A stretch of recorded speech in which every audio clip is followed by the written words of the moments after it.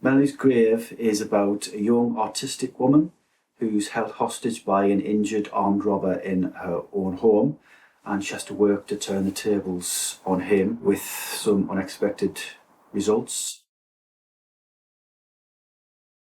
Melanie is on the autistic spectrum. She also has OCD. She hates being touched. She's got a habit of doing things kind of 3 times, repeating stuff over and over. As the story progresses, we gradually understand kind of things that's happened in her past, and these things come to light. With Rob's appearance in her life, it kind of reawakens certain dark moments in her past. I'd had a few scripts optioned with a number of different companies, and for one reason or another, they didn't happen. And for example, I had one film that was in development for 3.5 years, and so I was kind of, just sick of waiting for those things to happen, those bigger films. So I decided to make Melanie's Grave, which was a very small, low budget film, kind of self-funded. So it was to try and get myself on the first rung of the ladder, really, first rung of the feature film ladder, and hopefully something will happen from there. I think sometimes with a smaller budget, you've got, for example, from a director's point of view, you've got more control over what's happening with the film overall. And I was also the producer as well, so I did have all that control. We had a very small crew and cast on this film, so we weren't working with loads of different heads of department and lots of people under them. So we had a very small, tight crew, and so we all knew each other, and we all got on, and we knew what we were supposed to do, and a lot of people were kind of multitasking as well to get stuff done. On a bigger film, sometimes, that when the crew's just there to get paid, do a job, and off they go to the next one. But with this, everyone was kind of invested in the film, and they just wanted to make a really good film. Well, Rachel, who plays Melanie in the film, I originally cast her as a female detective, DS Walls. So she originally had that role. And then through various circumstances, the lead role became available again. She asked if she could audition for the role. So she auditioned, and I was kind of blown away by her audition, And so I gave her the role, and she did it at very short notice as well. She literally auditioned one day, she got the script the next day, and then she was on set the day after that, basically doing like kind of big dialogue scenes. We struggled at first because obviously she didn't have a lot of time to learn the script, but once she got into the flow of things, she just hit the floor running basically, and I was just blown away from day one when I first saw her on set, All of the cast and the crew were all new to me, apart from a couple. I basically found most of them through Facebook, putting posts on various film pages, casting pages, and just word of mouth through other filmmaker friends. I did already know Melanie, who plays the mother, because I'd used her a couple of times in previous short films, and I did know Helen, who played DS Walls. We worked together on a couple of projects before, but I've never used her in any of my films. So there was only those two that I really knew. Apart from that, everyone else was kind of brand new. I did play the part of a guy who just walks past in the street when Mel's reversing her car into the drive, and I still did that. But the guy who was going to play the father, he pulled out a couple of days before we were going to shoot those scenes because he had a personal problem to deal with back at home, so he couldn't do it. And because we were in the middle of production already, I didn't have time to recast, so I just had to kind of jump in and do it myself, which was hard. It was a hard thing to do, as I didn't even look at the script until we were ready to do some of the scenes, really. And so I did find it quite difficult to deliver the lines, shall we say. So no, it wasn't the intention to do that. It's one of those things that happened and I had to do it, really.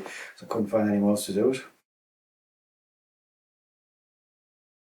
I think the budget was the main kind of challenge for this film. Very small budget, so we limited to what we can do. But the script was actually written because I knew the budget was written specifically for this kind of budget. I was doing everything myself. I was doing the schedule and organising, catering, and just literally everything. So that was a big challenge in myself. It was just basically me kind of sorting out the entire kind of film, you know. So there's no like lots of different heads of department that were kind of in control of different things. It was just me doing everything. So that was a big challenge in doing that. So I was writer, producer, director, and had several other hats on my head that I was doing everything else. So yeah, that was the biggest challenge really, the budget and having to do everything myself.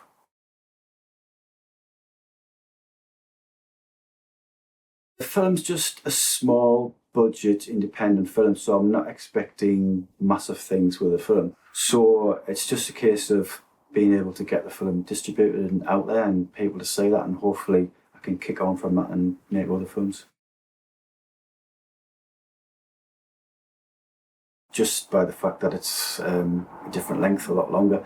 So there's a lot more organisation goes into making a feature film, and as I'm organising everything myself, then obviously there's a lot more kind of resting on my shoulders, and also getting actors and crew to commit to 3-4 week shoot is a lot harder than getting them to commit to like a 2-3-4 day shoot for a short film, especially when when it's a low budget as well.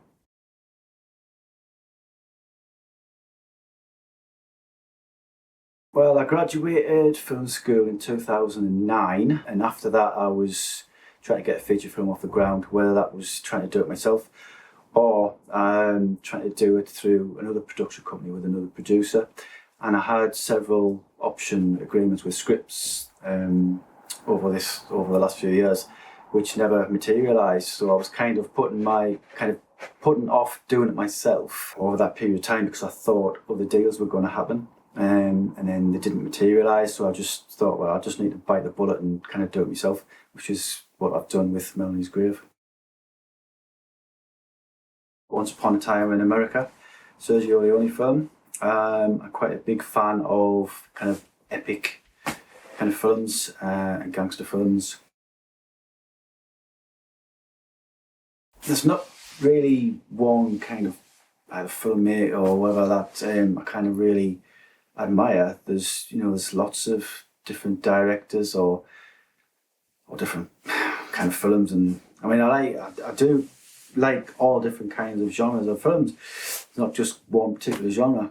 Although I am a big fan of sci-fi, so things like Ridley Scott's Alien, I'm a big fan of that kind of stuff. So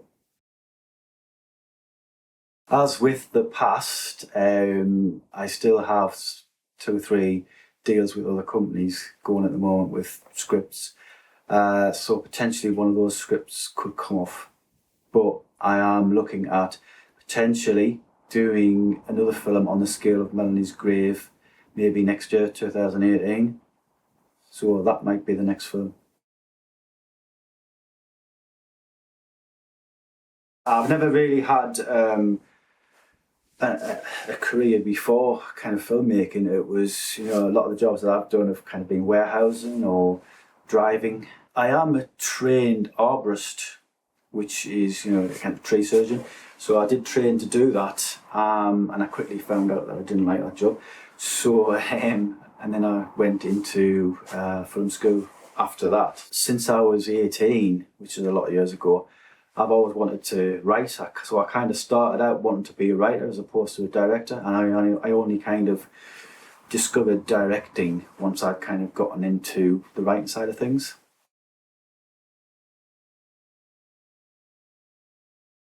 I think it would have been exactly the same circumstances, making Melanie's Grave wherever we were, because it obviously depended on budget.